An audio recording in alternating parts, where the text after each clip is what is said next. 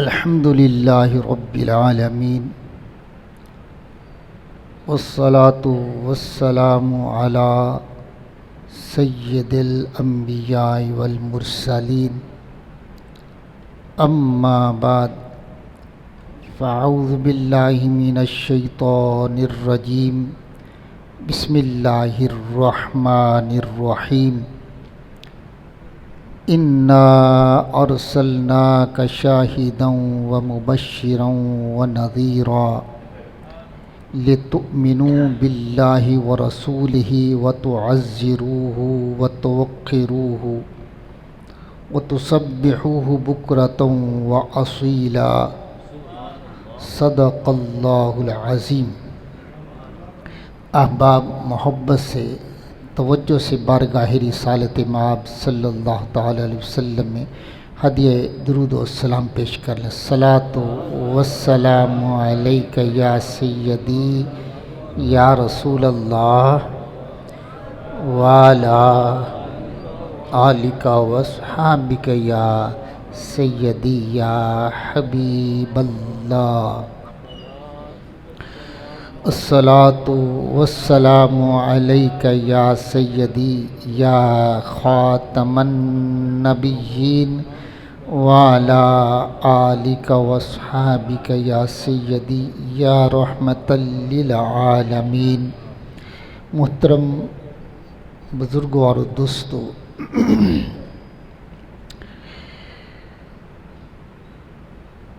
اللہ جل مجدہ اپنے حبیب محمد الرسول اللہ صلی اللہ تعالی علیہ وسلم کی ایک عظیم شان جو ہے اور عظیم اور آپ کی عظمت کو یہ سورہ الفتح اس کی آیت نمبر 8 اور 9 میں میرے جو موضوع مجھے دیا گیا اس کے حوالے سے اللہ تعالیٰ نے بہت خوبصورت انداز میں، کہ اللہ سے زیادہ خوبصورت انداز کس کا ہو سکتا ہے؟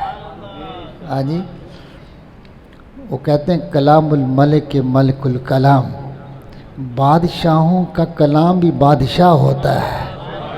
ہاں جی، اللہ ارشاد فرماتے ہیں انا ارسلناک، محبوب اس میں کوئی شک نہیں ہے، ہم نے ہی آپ کو بھیجا ہے، ہم نے ہی آپ کو بھیجا ہے۔ اب جو بھیجنے والا ہے نا، وہ بتا رہا ہے کہ ہم نے آپ کو کیسا بھیجا ہے، کس شان کے ساتھ بھیجا ہے۔ اللہ فرماتا ہے شاہدہ، محبوب ہم نے آپ کو شاہد بنا کے بھیجا ہے، ہم نے آپ کو شاہد بنا کے بھیجا ہے۔ اور شاہد کا معنی کیا جاتا ہے گواہ۔ کیا معنی کیا جاتا ہے؟ گواہ، کہ محبوب ہم نے آپ کو گواہ بنا کے بھیجا ہے، ہم نے آپ کو گواہ بنا کے بھیجا ہے۔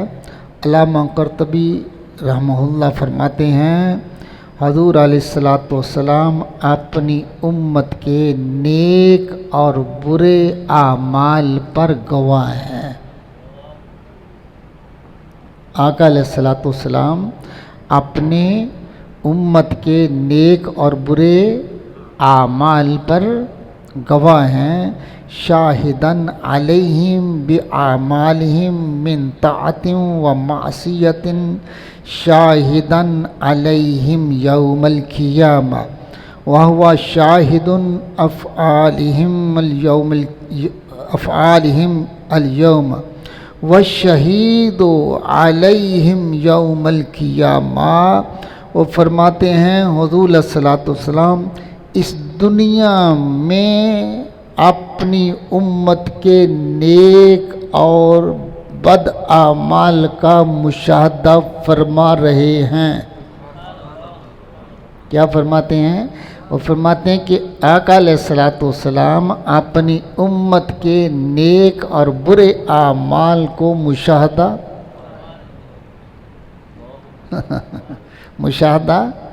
فرما رہے ہیں ہم جو بھی کر رہے ہیں حضور دیکھ رہے ہیں، اللہ کی دی ہوئی قدرت سے حضور مشاہدہ فرما رہے ہیں۔ اس لیے امتی کو عمل کرنے سے پہلے یہ ضرور سوچ لینا چاہیے ہمارا نبی ہمیں دیکھ رہا ہے، ہمارا نبی ہمیں، اگر یہ تصور پیدا ہو جائے نا، یہ تصور پیدا ہو جائے تو پھر بندے سے گناہ نہیں ہوتا، پھر گناہ نہیں ہوتا ہے۔ علامہ اقبال کہتے ہیں نا، تو غنی از ہر دو عالم من فقیر، روز معاشر عذر ہے من پذیر۔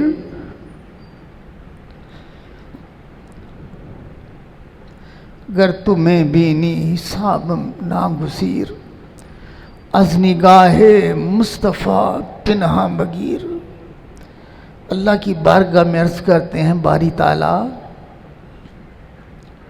تو غنی ہے، تو غنی از ہر دو عالم من فقیر، میں فقیر ہوں تو غنی ہے، روز معاشر عذر آئے من پذیر، میرے عذروں کو قبول کر لینا، اور اگر میرا حساب لینا ہے تو مصطفیٰ کریم علیہ السلام کی نگاہوں سے اوجھل کر کے لے لینا۔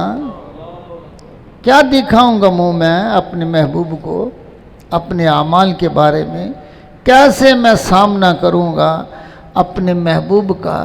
تو علامہ فرماتے ہیں کہ اگر حساب لینا ہی ہے، اگر حساب لینا ہی ہے تو مجھے مصطفیٰ کریم کے سے اوجھل کر لینا۔ یہ معنی آپ نے، یہ بڑی باریک بات کی ہے، یہ بڑی باریک بات کی ہے کہ میرے محبوب کے سامنے اللہ کی محبوبیت اور حضور کی رحمت اتنے جوبن پر ہوگی کہ حضور میرے حساب کو دیکھ نہ سکیں گے، اور محبوب یا اللہ تو مجھے اوجھل کر دینا، تو نہ محبوب یا اللہ نہ تو مجھے اوجھل کر سکے، میرے محبوب کی نگاہ ہر طرف ہوتی ہے۔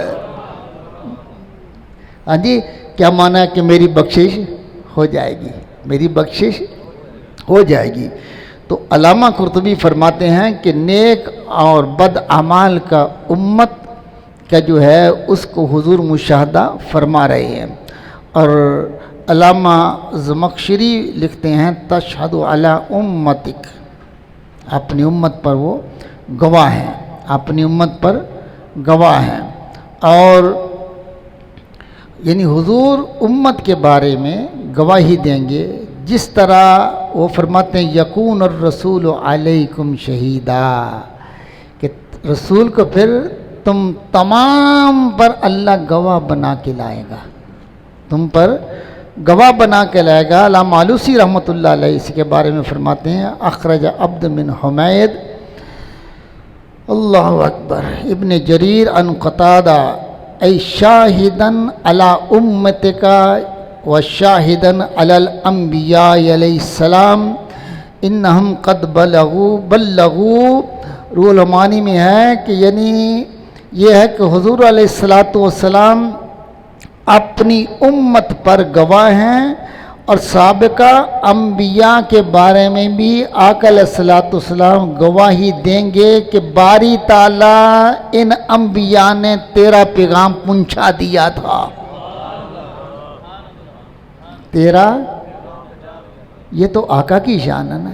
تو امت کے بارے میں بھی یہ آیا ہے کہ امت جو سابقہ امتیں ہیں ان پر گواہ ہوں گی قیامت کے دن۔ حضور کی امت سابقہ امت کے بارے میں بطور گواہ لایا جائے گا، اور وہ اعتراض کریں گے کہ باری تعالیٰ کے بعد میں آنے والے، ہم پہلے آنے والے، انہیں کیسے معلوم، یہ گواہ کیسے بن سکتے ہیں؟ اللہ حضور کی امت کے یہ سوال کرے گا کہ یہ اعتراض کرتے ہیں، یہ اعتراض کر رہے ہیں کہ آپ بعد میں آئے ہیں، آپ گواہی دینے آگے ہیں، تو آپ کیسے گواہی دیتے ہیں؟ تو امت عرض کرے گی مولا ہمیں تیرے محبوب نے تو بتایا تھا کہ یہ انبیاء کی گستاخیاں کرتے رہے ہیں، تیرے محبوب نے ہی تو بتایا تھا۔ ان کے اس کہنے پر اللہ حضور کی امت کی گواہی کو بھی قبول فرما لے گا، حضور کی امت کی گواہی کو قبول فرما لے گا۔ اور اللہ تعالیٰ فرماتا ہے اس کی اگلی آیہ کریمہ میں لِتُؤْمِنُوا بِاللَّهِ وَرَسُولِهِ وَتُعَزِّرُوهُ وَتُوَقِّرُوهُ وَتُسَبِّحُوهُ بُكْرَةً وَأَصِيلًا، تاکہ اے لوگو تم اللہ اور اس کے رسول پر ایمان لے کے آؤ۔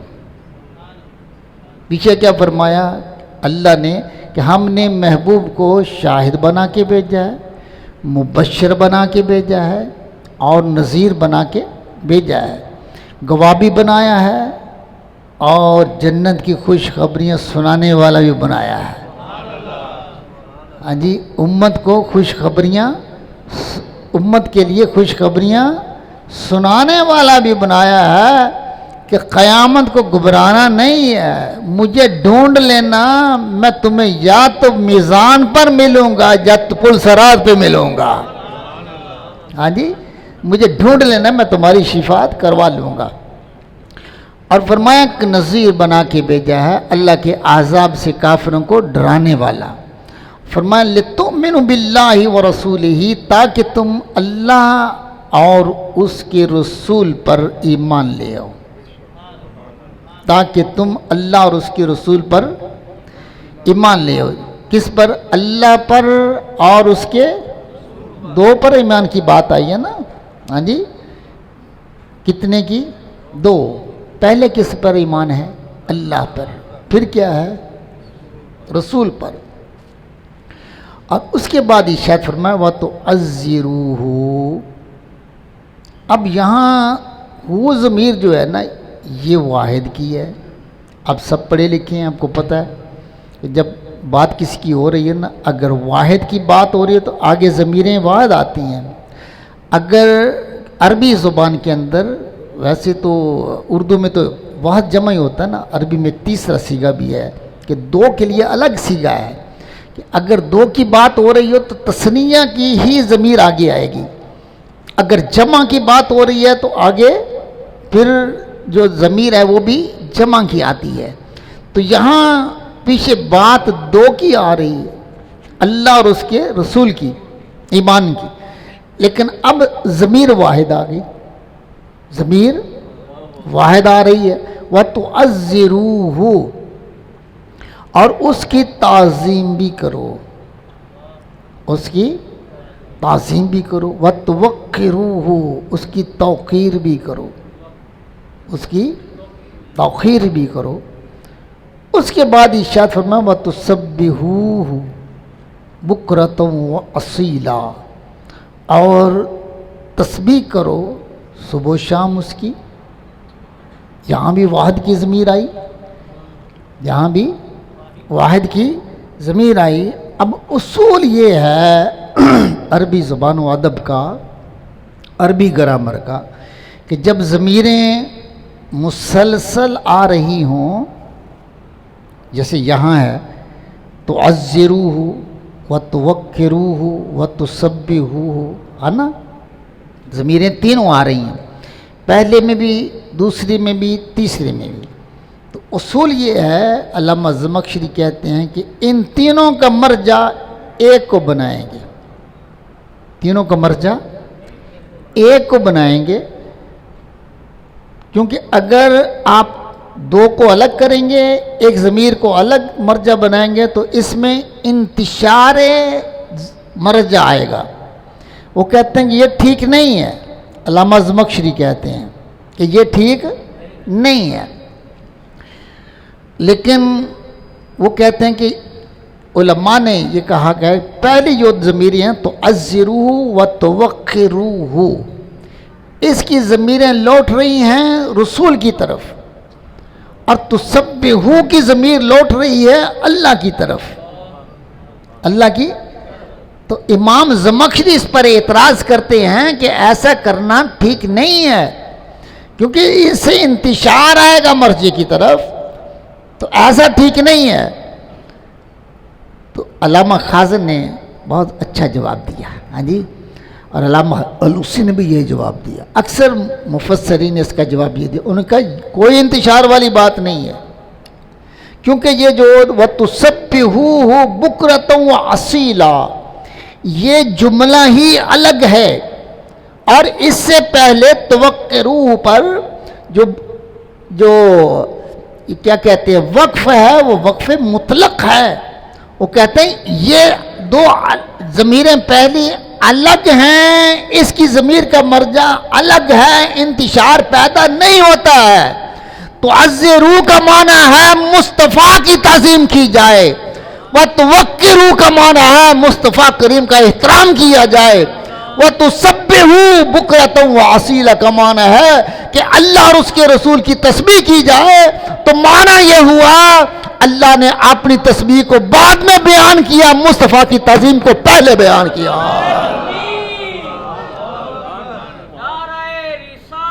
یا رسول اللہ صلی اللہ علیہ وسلم، یا رسول عظمت و شان مصطفیٰ، عظمت و شان مصطفیٰ، مرتبہ و مقام مصطفیٰ، مرتبہ و مقام مصطفیٰ. اللہ جل مجدہ نے مصطفیٰ کی توقیر و تعظیم کو پہلے بیان کیا، اپنی تسبیح کو بعد میں رکھا. کیا معنی ہے کہ میری تسبیح کا فیض وہی پا سکتا ہے جو مصطفیٰ کی تعظیم کرتا ہے. میرے تسبیح و تحلیل کا فیض وہی پا سکتا ہے جو میرے محبوب کی تعظیم و توقیر کرے گا. جس کا دل میرے محبوب کی تعظیم و توقیر سے ہٹ گیا، اور جس کی زبان پر میرے محبوب کی تعظیم و توقیر کے ترانے نہ رہے، وہ صبح و شام میری تسبیح کرتا رہے، مجھے اس کی تسبیح و تحلیل کا کوئی ضرورت نہیں ہے. تسبیح صرف اسی کی قبول ہوگی جو مصطفیٰ کی تعظیم کرے. مصطفیٰ کی تعظیم کرے گا اس کی قبول ہوگی، اور دوسرے کی قبول نہیں ہوگی. فرمایا کہ یہ ضروری ہے کہ مصطفیٰ کی تعظیم و توقیر کی جائے. اس میں اللہ تعالی جل مجدہ نے ارشاد فرمایا کہ کامیابی کا راستہ آقا علیہ الصلوۃ والسلام کی تعظیم ہے. اللہ اکبر. اور یہی مطلوب ہے، یہی مطلوب ہے. وہ جملہ فرائض فرو ہیں، اصل الاصول بندگی اس تاجور کی ہے. ہاں جی، ثابت ہوا کہ جملہ فرائض فرو ہیں، اصل الاصول بندگی اس تاجور کی ہے. معنی یہ ہے کہ فرائض واجبات جو کچھ بھی ہیں، نماز ہے، روزہ ہے، حج ہے، زکوٰۃ ہے، ہاں جی، جتنے بھی فرائض ہیں، ان کی حیثیت مصطفیٰ کریم کی بارگاہ کے سامنے فرو کی ہے.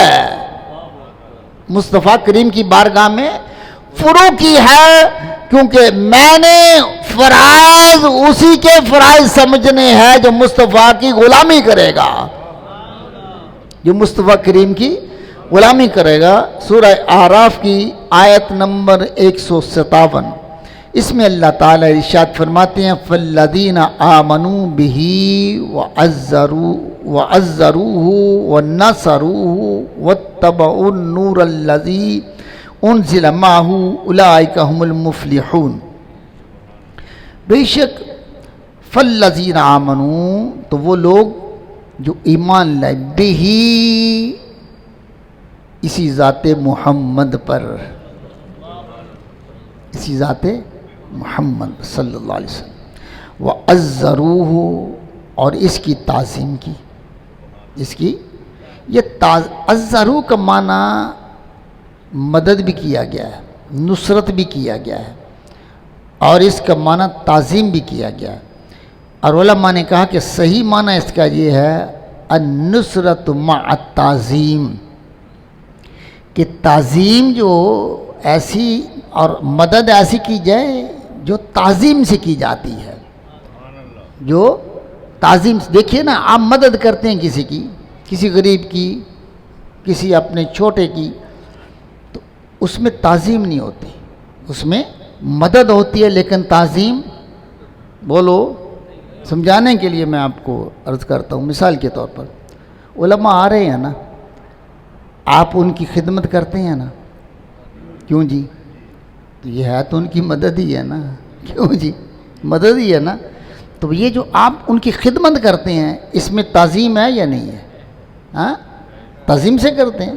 پھر مثال کے طور پر کوئی مرید اپنے پیر کے پاس جاتا ہے، اس کو نظر دیتا ہے، ہاں جی، تو وہ آپ اس کو جو دے رہے ہیں، آپ کے دل میں تعظیم سے آپ دے رہے ہیں، کیوں جی؟ ایسے ہی ہے نا، تعظیم سے دے رہے ہیں نا. تو اسی لیے وہ حسن یوسف پہ کٹی مصر میں گشت زنا. ہاں جی، سر کٹاتے ہیں تیرے نام پر.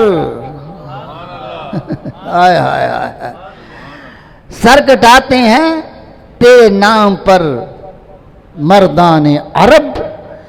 کہ محبوب ادھر تو حسن یوسف کو دیکھا تھا، حسن یوسف کو دیکھا تھا، مصر کی عورتوں نے ہاتھ کاٹ لیے تھے.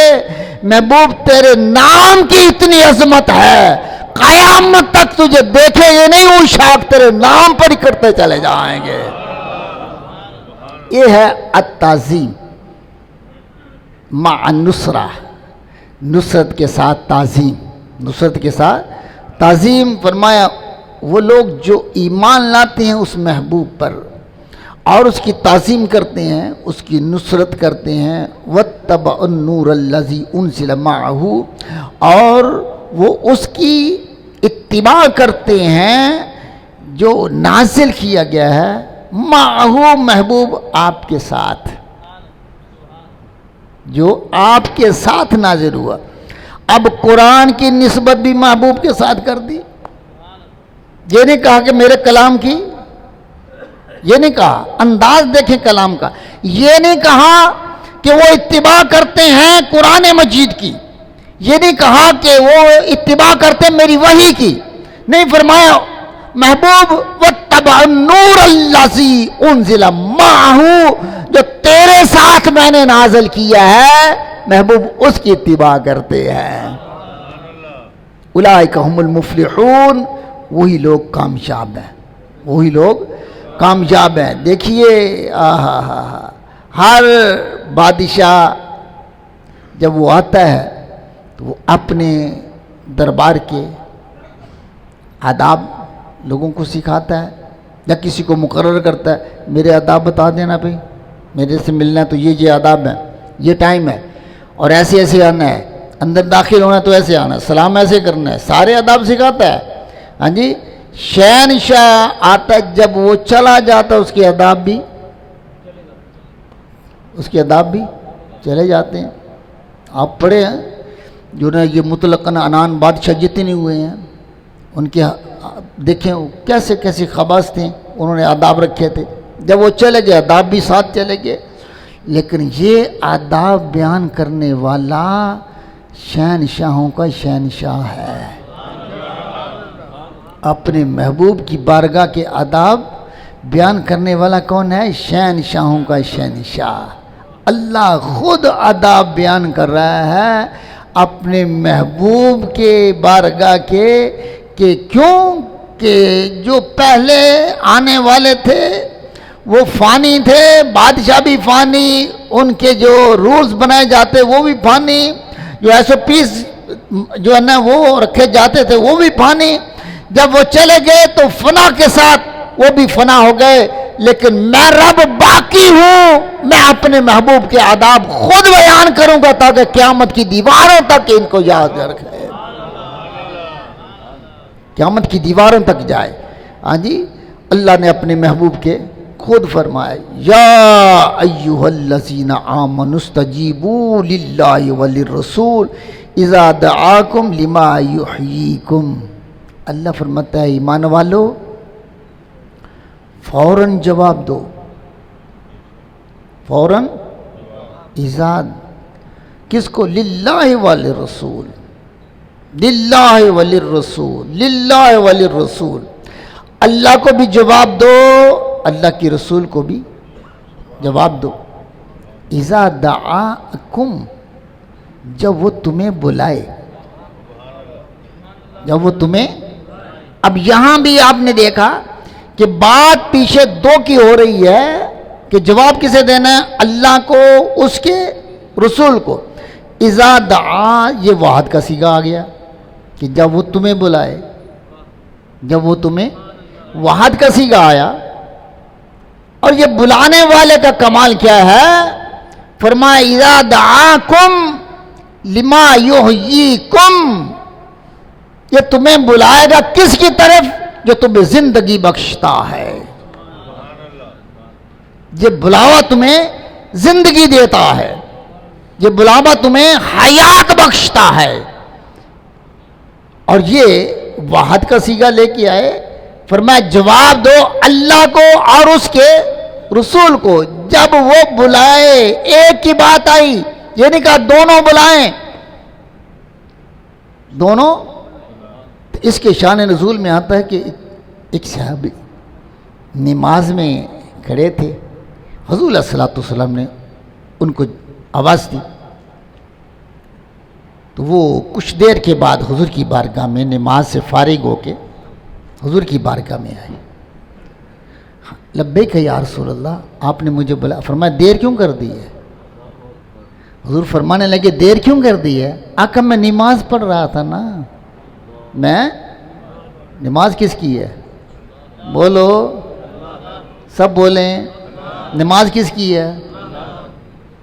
ادھر اللہ بلا رہا ہے، ادھر یہ اللہ کا بلاوا ہے، ادھر آواز مصطفیٰ کریم علیہ الصلوۃ والسلام اس کے رسول دے رہے ہیں. حضور نے فرمایا تو نے قرآن نہیں پڑھا؟ تو نے قرآن نہیں پڑھا؟ یا رسول اللہ پڑھا تو ہے. حضور نے فرمایا یہ آیت نہیں پڑھی؟ یا ایھا الذین آمنوا استجیبوا للہ وللرسول اذا دعاکم لما یحییکم. تم نے یہ آیت نہیں پڑھی؟ حضور پڑھی تو ہے. تو فرمایا تجھے پتہ نہیں کہ میں بلا رہا تھا؟ اگر وہ نماز اللہ کی تو میرا بلانا بھی اللہ کا بلانا ہے، میرا بلانا بھی اللہ کا بلانا ہے. اللہ نے فرمایا جواب دو اللہ کو، رسول کو.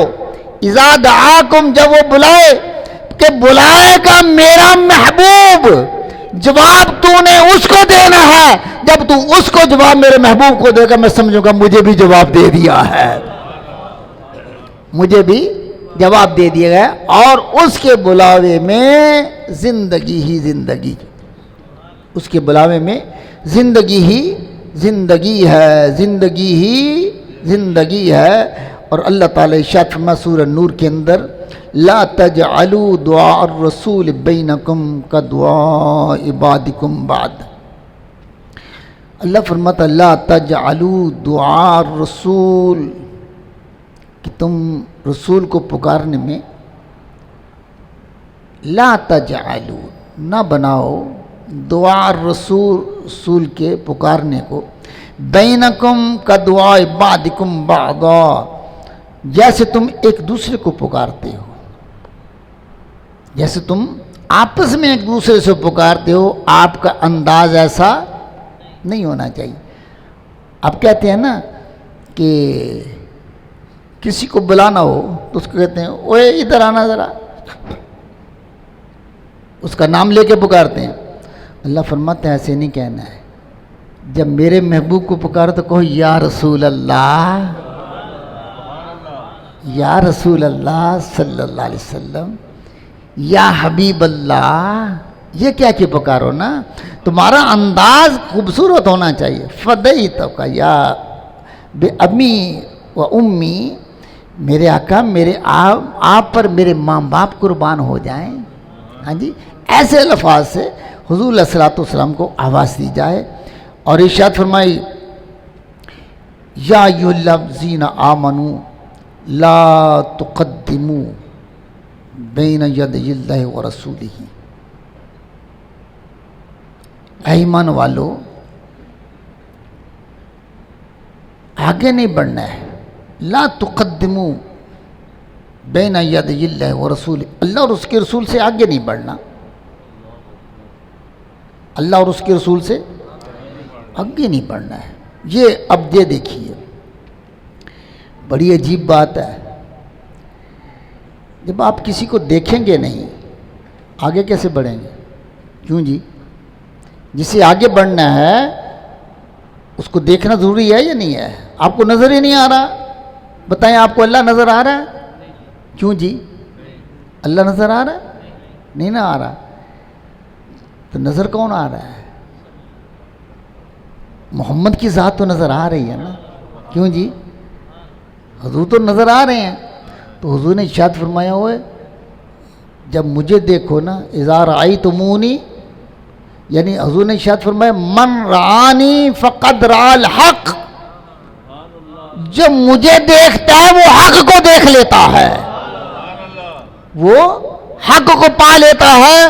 یعنی معنی کیا ہے؟ محمد سے آگے بڑھنا بھی اللہ سے آگے بڑھنا ہے صلی اللہ علیہ وسلم. ذات محمد سے آگے بڑھنا اللہ سے آگے بڑھنا ہے. اللہ فرماتا ہے آگے نہ بڑھنا. اور پھر اللہ تعالیٰ نے یہ کوئی ایک معاملے کی، یعنی اس کا مفعول بیان نہیں کیا ہے. اس کا مفعول بیان نہیں کیا ہے کہ فلاں معاملے میں آگے نہیں بڑھنا. نہیں، اللہ نے مفعول بیان ہی نہیں کیا ہے.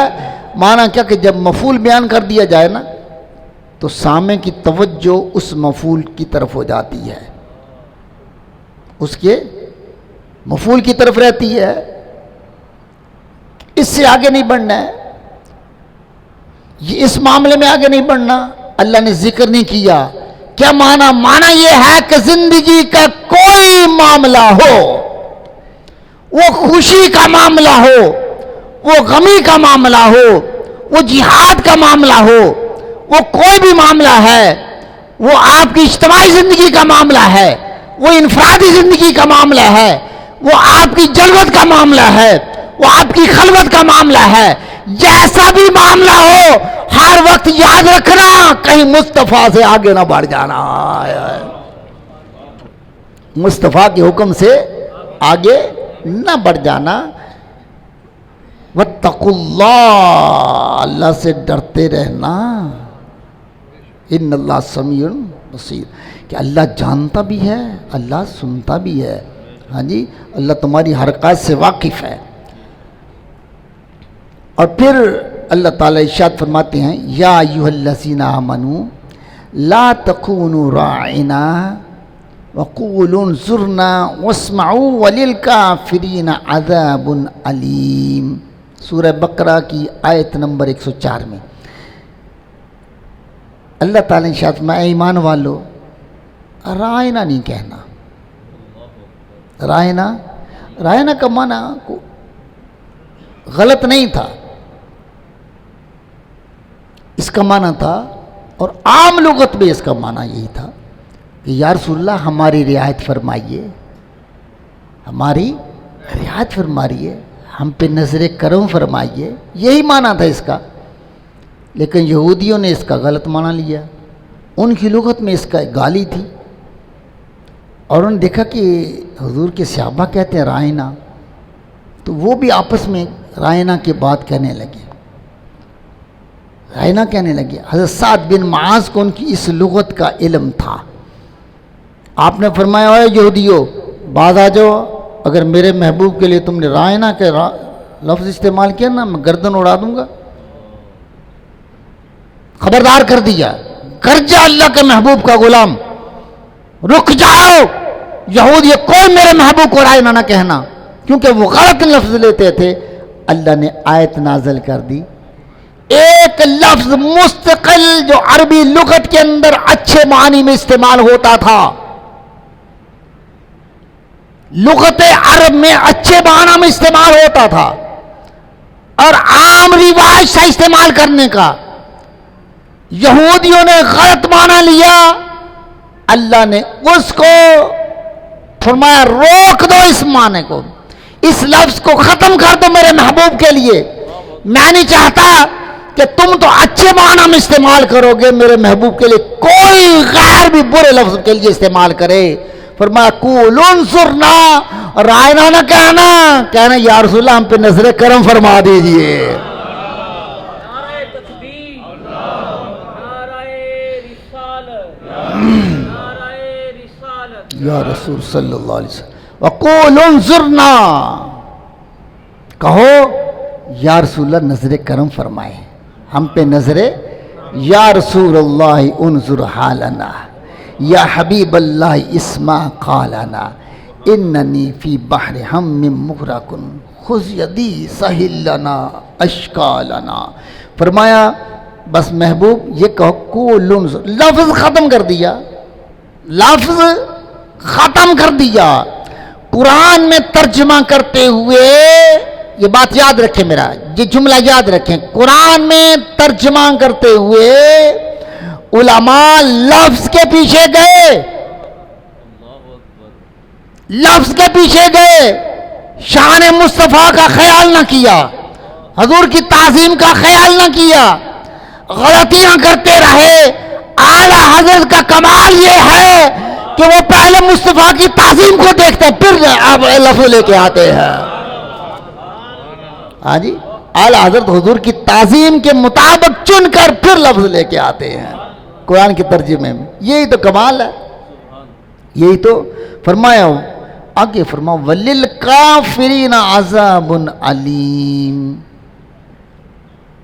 اب اس کا معنی بڑا کہ بات ہو رہی ہے ایمان والوں کی، یا الذین آمنوا لا تکونوا رائنا وقولوا انظرنا، کہ اے ایمان والے ہو رائنا نہ کہنا، آپ انظرنا کہہ لینا، واسمعوا محبوب کی بات کو غور سے سنتے رہو، وَلِلْكَافِرِينَ عَذَابٌ عَلِيمٌ، یہ کافروں کے لیے بڑا دردناک عذاب ہے۔ کیا معنی؟ معنی یہ ہے کہ مصطفیٰ کے لیے جو ایسا لفظ لے کے آئے جس میں محبوب کی تنقیص ہو جائے، محبوب کی گستاخی کا پہلو آ جائے، تو پھر ایمان نہیں رہتا، وہاں کفر ہوتا ہے، وہاں کفر ہوتا ہے۔ فرمایا میں نے سمجھا دیا ہے محبوب کے لیے لفظ اچھا استعمال کرنا ہے، جس میں شائبہ ہو کہ اس کا دوسرا معنی بھی غلط ہو سکتا ہے، اس لفظ کو چھوڑ دو، اچھا معنی جو یکتا ہو وہی استعمال کرو، تاکہ کیونکہ یہ کفر ہے۔ وَلِلْكَافِرِينَ عَذَابٌ عَلِيمٌ، جو ایسا کرے گا نا، برا لفظ استعمال کرے گا، وہی تو کافر ہو جائے گا، اور اس کے لیے بہت دردناک عذاب ہے۔ اور پھر اللہ تعالی ارشاد فرمایا ان الذین، اللہ اکبر، ان الذین ینادونک من وراء الحجرات اکثرهم لا یعقلون ولو انہم صبروا حتی تخرج الیہم لکان خیرا لہم واللہ غفور الرحیم۔ سورہ حجرات کی، بے شک وہ لوگ محبوب جو آپ کو حجروں سے باہر سے آوازیں پکارتے ہیں نا، حجروں سے باہر پکار رہتے ہیں، دیکھیے آداب کا خیال کریں کہ کیا فرمایا کہ جو حجروں سے باہر آواز، عربی آتے علم نہیں تھا اتنا، باہر سے آواز یا محمد اخرج علینا، ہماری طرف باہر آیا ہو۔ اللہ فرماتا اکثر ہم لا یعقلون، ان میں اکثر وہ جنہیں عقل نہیں ہے۔ عقل بھئی انسان میں عقل تو ہوتی ہے، کیوں جی؟ انسان ذویل عقل ہے نا، عقل والا ہے تو وہ انسان، عقل تو ہے۔ اللہ فرماتا ہے وہ عقل والے نہیں ہیں، اللہ فرماتا عقل والے نہیں ہیں۔ کیا معنی ہے؟ کس کی کیا وجہ ہے کہ اللہ انسانوں کو جو ذویل عقول ہیں، اور اس میں اتفاق ہے، اس میں کوئی شک والی بات نہیں ہے کہ انسان میں اللہ نے عقل رکھی ہے اپنی ساری مخلوق میں، تو یہ عقل والا ہے، لیکن اللہ فرماتا ہے ان کا عمل تو دیکھو، ان کا عمل تو دیکھو۔ میرے محبوب کو باہر سے آوازیں تھیں، باہر نکلو باہر نکلو، اے محمد اے محمد، فرمایا نہیں، جس کے اندر، جس کے دل کے اندر، جس کی زبان کے اندر ادب مصطفیٰ نہیں ہے، میں ان کو غیر غیب القول، میں اس کو عقل والا نہیں سمجھتا. اس کے اور گدوں میں کوئی فرق نہیں ہے، جانوروں اور ذوی العقول میں اس میں کے اندر کوئی فرق نہیں ہے. بہتر یہ تھا کہ وَلَوْ أَنَّهُمْ صَبَرُوا، صبر کرتے ادب سے باہر کھڑے رہتے، انتظار کرتے رہتے. محبوب جتنا انتظار کرتے نا، جتنا انتظار کرتے، دیکھا حتیٰ تخرج الیہم، یہاں تک کہ آپ خود اپنی مرضی سے باہر تشریف لے کے آتے، لکان خیر اللہ، ان کے لیے بہتر تھا جتنی دیر کھڑے رہتے میری رحمتوں کا نزول ہوتا رہتا. وہ انتظار کرتے، جتنا انتظار کرتے میری رحمتوں کے، وہ اس حصار میں رہتے، میری رحمتیں پاتے رہتے. فرمایا واللہ غفور الرحیم، اللہ بخشنے والا، رحم فرمانے والا ہے. اللہ تعالیٰ اپنے محبوب علیہ الصلوۃ والسلام کے وسیلے سے ہماری حاضری قبول فرمائے. وآخر دعوانا ان الحمد للہ رب العالمین.